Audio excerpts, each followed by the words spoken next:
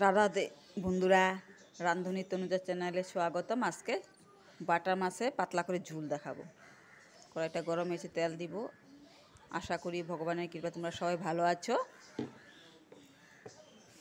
বাটা মাছটা সাইজটা একটু মিডিয়াম সাইজ। তেলটা গরম হয়ে গেছে, মাছটা ঢেলে দিব।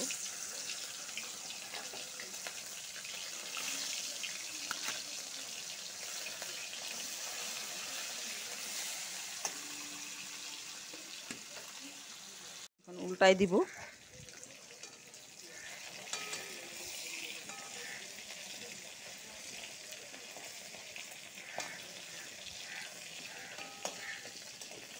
মাছটা খুব ফ্রেশ আর তাজা ছিল।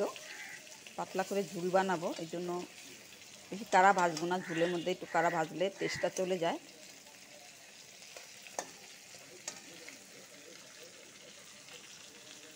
ভাজা হয়ে গেছে, এখন এক এক করে নামাই নিব।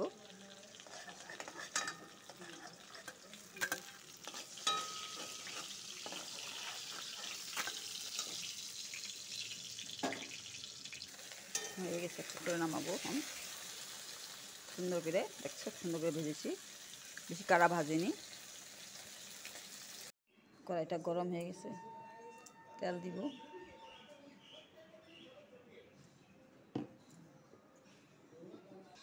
ডালিটা ভাজে নিব।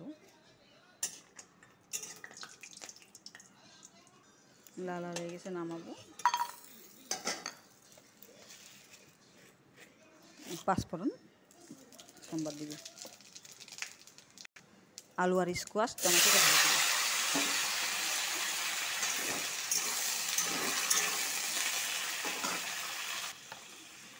পরিমতো নুন দিব আর হলুদ দিব। নাড়াতে করব।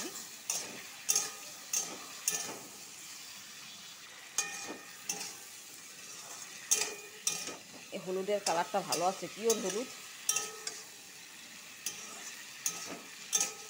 একজন দিয়ে গেছে, ওনার গাছের হলুদ গুঁড়ো করে 200 টাকা কিলো নিয়েছে, অনেক ভালো, সুন্দর কালার আসছে। এখন 2 মিনিট ঢেকে রাখবো। উঠাই দেবো।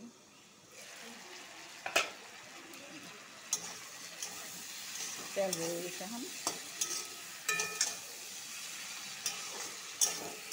ভালো করে ভেজে নিব। ভাজা ভাজা হয়েছে, 4টা কাঁচা লঙ্কা দিয়ে দিব গোটা গোটা।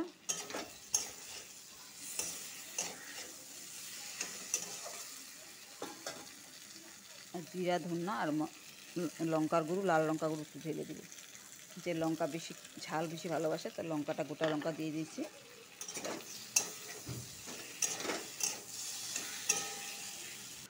মশলাটা ভাজা ভাজা হয়ে গেছে, গরম জল ঢেলে দিব।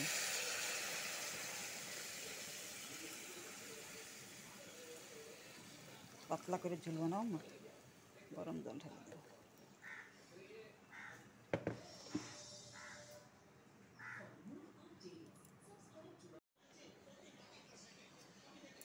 মাছের ঝুল সব স্কোয়াশ আলু সব সিদ্ধ হয়ে গেছে। এখন বাটা মাছটা একটা এক করে ঢেলে দিব।